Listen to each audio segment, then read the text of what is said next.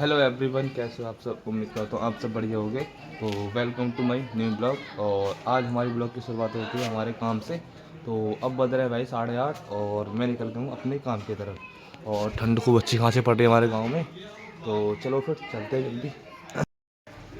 तो जहाँ पर मैं जा रहा हूँ वहाँ हमारे गांव से वो गांव कम से कम 8 किलोमीटर दूर है। तो अभी मुझे पहुँचने में कम से कम 15-20 मिनट लग जाएंगे। तो चलो फिर चलते हैं जल्दी। उनकी कॉल भी आ चुकी है और मैंने कॉल करके भी देख लिया, तो लाइट वगैरह आ रही है। तो चलो फिर चलते हैं जल्दी। काम कर चुका हूँ अपने काम की तरफ और मैं हूँ यहाँ पे याटन कल्याणपुर। और कल्याणपुर गाँव है और देखो ठंड क्या अच्छी खासी पड़ रही है खूब। उधर कोहरा भी खूब अच्छा खासा पड़ रहा है और ठंडी खूब अच्छी खासी पड़ रही है। तो भाई मुझे तक तो समझ के जाना पड़ता है, क्योंकि अगर ऐसी सर्दी बैठ गई तो बहुत ज़्यादा दिक्कत हो जाएगी। तो मेरा काम वगैरह सब मारा जाएगा, क्योंकि मेरा 9 तारीख को पेपर भी है, इसलिए मुझे अच्छे तरीके से जाना पड़ता है। तो अब चलते हैं। तो बहुत ही अच्छा जो आप चलो।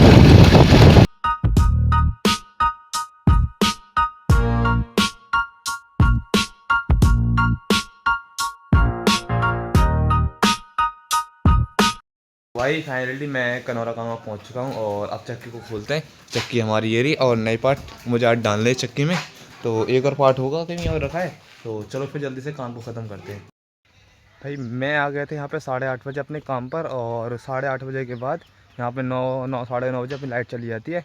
तो अब टाइम हो रहा है 12 बज रहे हैं। और अभी तो मैं इतने की देर से अपना काम मैंने सेंड कर दिया। बस बदरपुर पीसना जो मैं पीसता हूँ वो रहना, क्योंकि नए पत्थर डल रहे हैं इसलिए।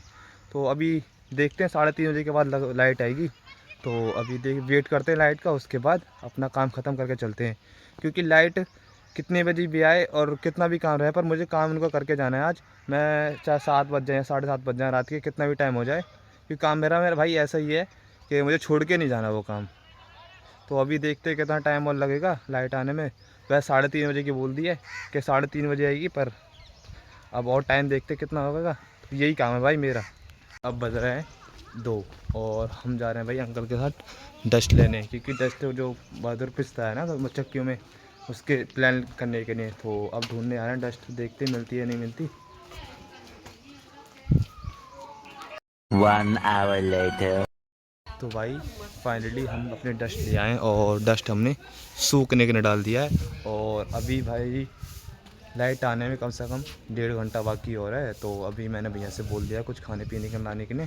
तो भैया लेने गए, यहाँ से 1 किलोमीटर दूर है। तो भैया लाते हैं, फिर खाना खाते हैं और जब तक लाइट आ जाएगी लगभग, तो उसके बाद फिर काम चालू करते हैं अपना। 2 hours later. मैं निकल गया हूँ अपने घर की तरफ और मम्मी पापा भी कॉल आ चुका है कि खाना गया, क्योंकि उन्हें सतारी जाना है कुछ काम से। तो चलो फिर जल्दी चलते हैं। अब मैं रास्ते में हूँ, ये है गाँव कने, ये शायद हाँ कनौरा गाँव से निकल गया हूँ और दूसरे गाँव का नाम मुझे पता नहीं है। आप चलते यहाँ से मुझे अब कल्याणपुर पड़ेगा, तो कल्याणपुर पार करने के बाद फिर मुझे अपने घर जाना पड़ेगा। तो चलो फिर यहाँ से मुझे 20-25 मिल जाएगी पहुँचने में। और देखो अभी टर्मिनल देखो, बहुत ही खतरनाक टर्मिनल है। अगर सबसे ज़्यादा आवाज़ इसमें इतनी घूमती है ना, बहुत ज़्यादा आवाज़ घूमती है इसके अंदर। तो चलो फिर इसको चलते हैं।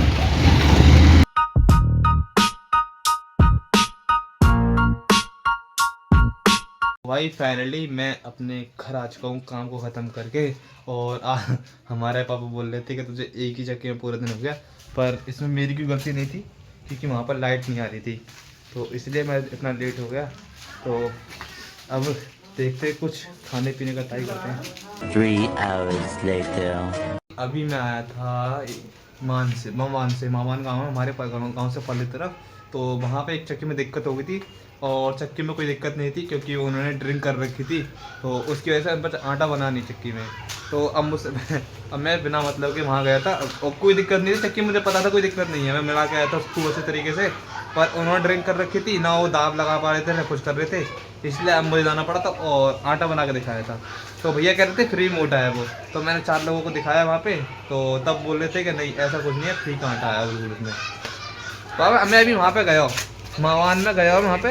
तो वहाँ दारू पी रखी और वहाँ पे आटा ही ना बनो। अब मैं वहाँ पे बिना मतलब गया हूँ।